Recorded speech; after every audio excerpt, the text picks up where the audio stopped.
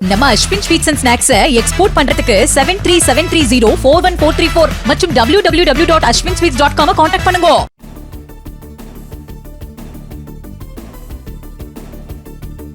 அண்மை செய்தி. சென்னை அரசு கல்லூரியில் கேண்டீனில் பணியாற்றிய இளம்பெண் பாலியல் வன்கொடுமை செய்யப்பட்ட வழக்கில் 3 பேர் கைது செய்யப்பட்டுள்ளனர். இது குறித்தான மேலும் விவரங்களோடு இணைந்திருக்கிறார் செய்தியாளர் கதிரவன். கதிரவன், வணக்கம். விவரங்களை பகிரலாம்.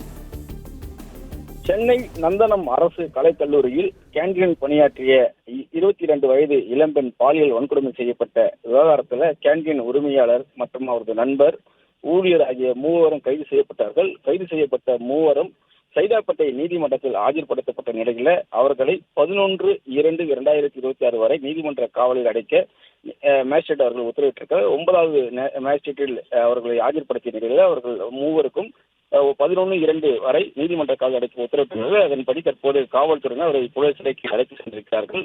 குறிப்பா அரியலூரை சேர்ந்த பெண் ஒருவர் கடந்த 20 நாட்களுக்கு முன்பாக நந்தனம் கலைக்கல்லூரி இருக்கக்கூடிய கேண்டீன்ல உதவியாளராக பணிக்கு சேர்ந்திருக்கிறார்கள்.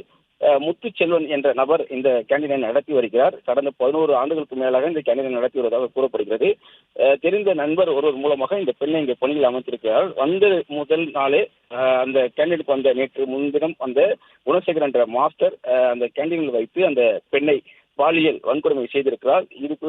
இதனால அலறு சத்தம் கேட்டு அங்க இருக்கக்கூடிய ஊழியர்கள், காவலர்கள் பிடித்து அந்த குணசேகரை காவல் நிலையத்தில் ஒப்படைத்தினார்கள். அது மட்டும் இல்லாமல் அந்த பெண்ணிடம் தொடர்ந்து பெண்கள் மற்றும் குழந்தைகளுக்கு எதிரான அலுவலர்கள் கவுன்சிலிங் கொடுத்த போதுதான் ஏற்கனவே அவரை அந்த முத்துச்செல்வன் மற்றும் அவரது நண்பர் கார்த்திகேயன் ஆகியோர் வந்துட்டு பாலியல் வன்கொடுமை செய்ததும் மேலும் 2 நபர்கள் இந்த கொடூர செயலில் ஈடுபட்டிருப்பதும் தெரிய வந்தது.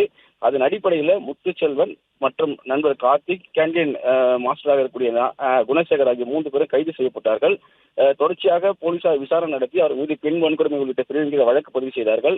இதனிடையில் 3 பேரும் சைதாப்பேட்டை நீதிமன்றத்தில் ஆஜர்படுத்தப்பட்டு தற்போது நீதிமன்ற காவலில் 11/2/2026 வரை நீதிமன்ற காவல் அடைக்க உத்தரவிட்டதன் பேரில் புழல் சிறைக்கு அடைக்கக்கூடிய நடவடிக்கையில போலீசார் ஈடுபட்டிருக்கிறார்கள். தொடர்ச்சியாக மற்ற நபர்கள் யாருக்கெல்லாம் இந்த தொடர்பு இருக்குது என்பது குறித்து விசாரணைகள் ஈடுபட்டு வருவதாகவும் போலீசார் தரப்புல தெரிவிக்கப்பட்டிருக்கிறது. நம்ம Ashwin sweets and snacks export பண்றதுக்கு 7373041434 மற்றும் www.ashwinsweets.com கான்டாக்ட் பண்ணுங்க. பிளே ஸ்டோர் மற்றும் ஆப் ஸ்டோரில் இருந்து பாலிமர் செயலியை QR கோடு மூலம் பதிவிறக்கம் செய்யுங்கள். செய்திகளை உடனுக்குடன் பெறுங்கள்.